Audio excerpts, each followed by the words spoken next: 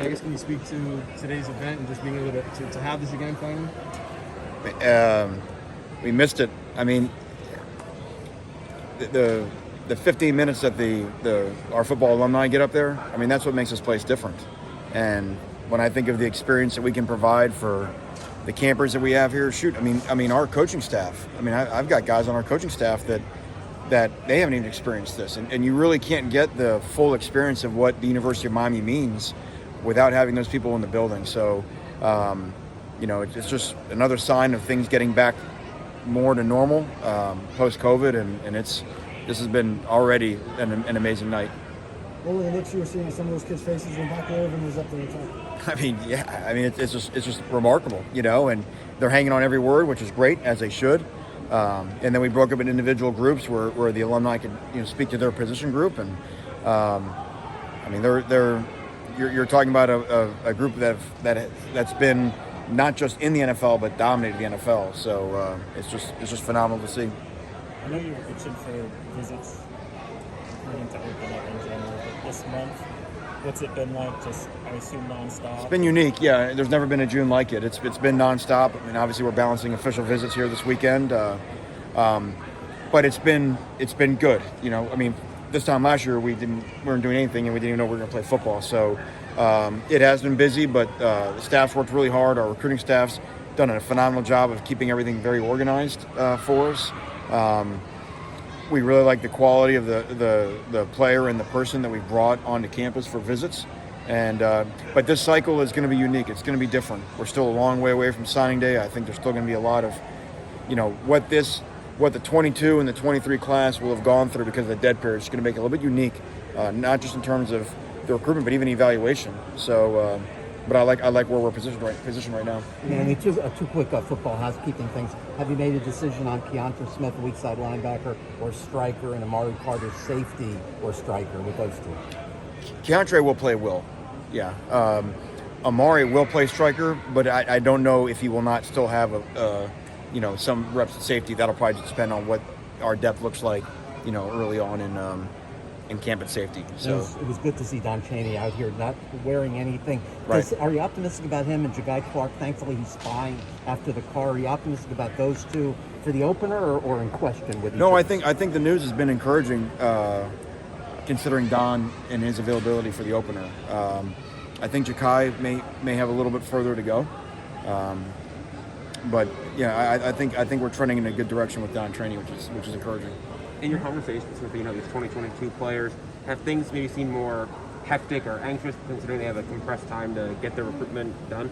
There's part of that. What it reminds me of is back in the day when everyone really took their visits in January and then decided right before signing day, and so you'd go through all the visits and people would kind of make their decision at the end of the month, and there's some more similarity to that. I mean the visit had almost become a coronation because most of our visitors in the past few years had already all been committed. It was just kind of like a big party, and when they were here, big celebration. So this is a little bit more unique, but you still feel that urgency, but at the same time, you still recognize signing day is a long way away. There's a lot of ball to be played.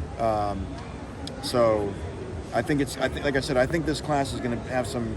I'm not talking about our class. I just think the 22 recruiting cycle in general is just going to be unique with some twists and turns. Yeah, I was going to say, you guys aren't unique with the number of commitments. It's been just a lot fewer than there were kind of at this time last year. Has that been stressful? Do you kind of like it that you're not getting kids verbally committed early on and wondering what they're going to do the whole way? It doesn't. Yeah, it doesn't bother me, and not because of a fear of decommitment phase. It just doesn't bother me because,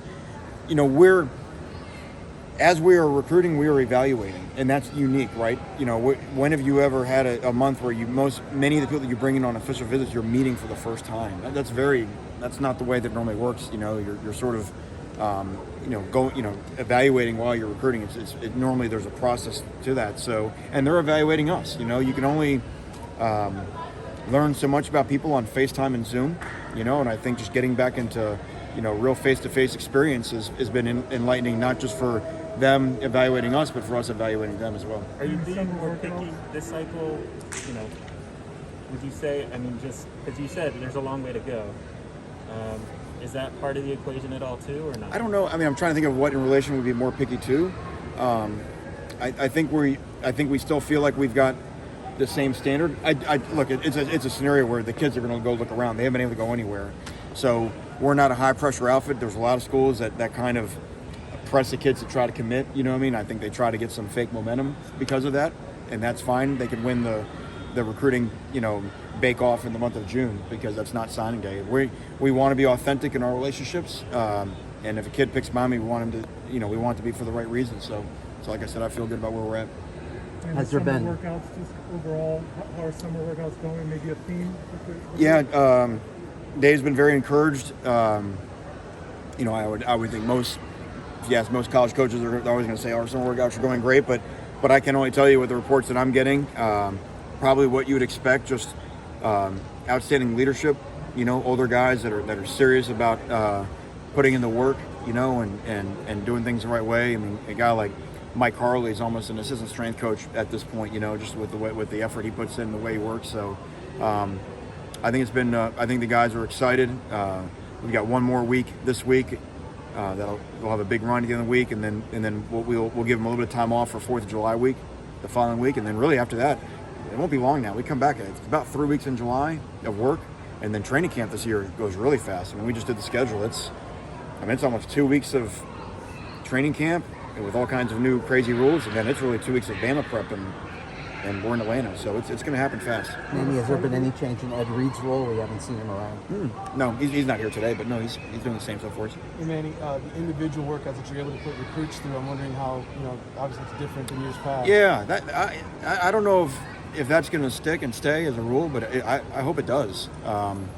It's been great. You get an hour, and to me, it's. I mean, certainly yes, you can get some evaluation from that, but I think it's great from the recruit standpoint too, because they can evaluate you as a coach and as a teacher, and compare that with other places that they've gone, and so I think that's been a real benefit to this cycle.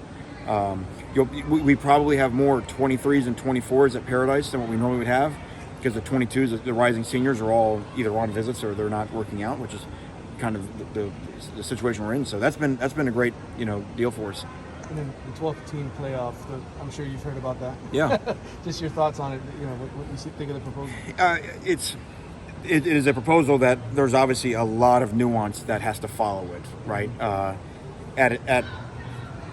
On the surface, a 12-team playoff is really good for college football. But there's a lot of other details that need to be worked out on how to make that thing fly. So it's like anything else. It's an idea. If we can agree on that idea, then there's a lot of steps in terms of what does that mean for the regular season? What does that mean for conference championship games? I mean, there's a lot of, sort of, okay, if then that, because, as everyone talked about, there is a scenario where somebody could play a lot of games. It's pretty rare, but it can happen. And so I think getting everybody on the same page with that will be important. There's a lot of change going on right now in college football. I mean, that's the only constant. And what this thing's going to look like in 5 years, if anybody can tell you, ask them for lottery numbers, because the only thing I know is it's not going to look like what it looks like right now. Yeah, are you excited for the NIL era? I'm excited for our guys. Yeah, I hope that we've got a competitive advantage with that, and I think that's one of the great advantages that we can use here with our community and our city here in Miami. Obviously, being where there's a great economy like what we have here.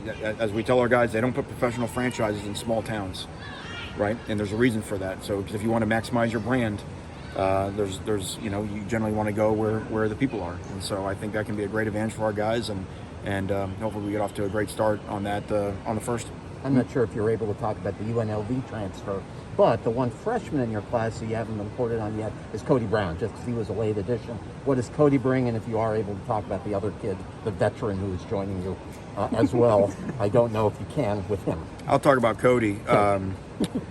Cody,